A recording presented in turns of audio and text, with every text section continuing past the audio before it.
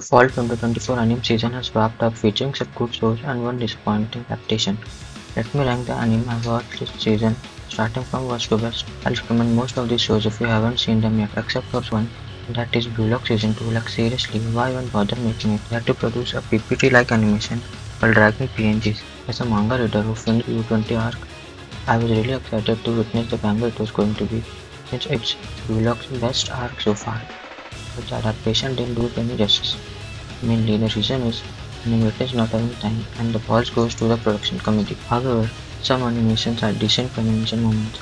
In the last episode, when the aspect ratio changed, it was absolute cinema. Everything was perfect, start to finish, thanks to the animator Hajime Nihara.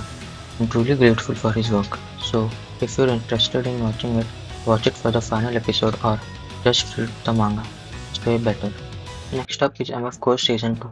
MF Ghost is sequel to Initial D where the main character Takumi Fujiwara wins races drifting with Eurobeat music.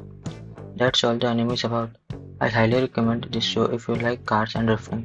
So the story follows Katagiri Kanata, Takumi Fujiwara's student, participating in MFC tournament where he becomes the part of Godly 15. The tournament's top 15 racers who compete against each other are known as Godly 15. So season 2 continues where season 1 left off and maintains good quality throughout. While it's an enjoyable show with good animation, it doesn't reach the level of Initial D, and Eurobeat music though it's good, doesn't match Initial D's legendary music.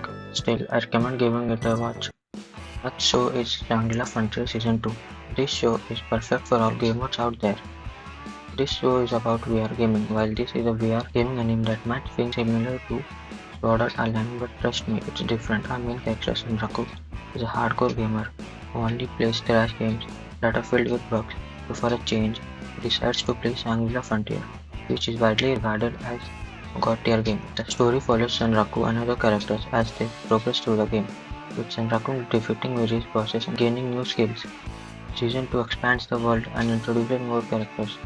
Both seasons start relatively laid back in the first half before dramatically shifting gears in the second half. With its excellent animation for adventure fantasy, I recommend watching it. Next up is Blue Box, a rom-com centered around sports. This high school romance anime follows our main character Taiki, a first-year student who plays badminton and has a crush on his senior Chinatsu, second-year student who plays basketball. However, Natsu's family decides to move overseas, but she wants to win the nationals, so to help her, Taiki's mother, who is friends with Chinatsu's family, offers to let her stay at their house. As this new dynamic unfolds, Taiki supports her and aims to win the national along with her as they grow closer. Blue Box is a good rom-com that maintains a serious tone and does not waste time. Unlike other rom-coms with great animation and soundtrack, I definitely recommend it.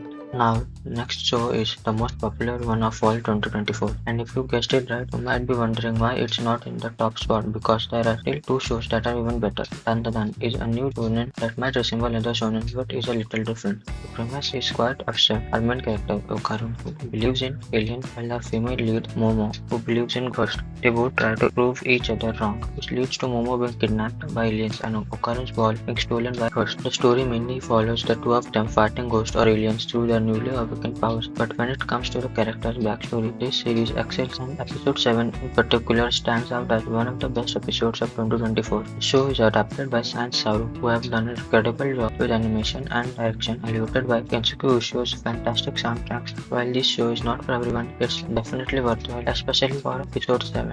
Next up is ReZero Season 3. I won't say much about it right now as I'll make a video about it when Season 3 ends, but so far ReZero is great, better than ever with higher stakes, intense villains and more action than previous seasons. If you haven't watched it yet, you should definitely check it out as it is one of the best fantasy guys ever produced.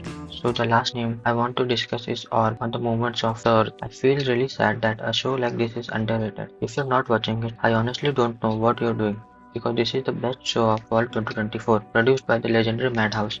The seinen anime which takes place in early 15th century Poland where the majority of power is held by the church and their belief is geocentrism, that the sun revolves around earth and whoever opposes it is said to be a heretic and as punishment faces death. Despite this, a set of main characters are determined to prove heliocentrism. That means that earth revolves around sun. The lengths to which these characters go for truth are truly astonishing. I can't express just how good this show is. Writing as well as the character development is top notch along with good visuals. The music is also given by Kensuke Ushio which makes it even better, and the only negative is that you need a bright screen or a dark room to watch it since most of the events take place at night, but that's hardly a major issue Just watch the first 3 episodes. The cliffhanger is enough to hook you. I really want more people to watch and appreciate this show because I'm really glad a series like this exists.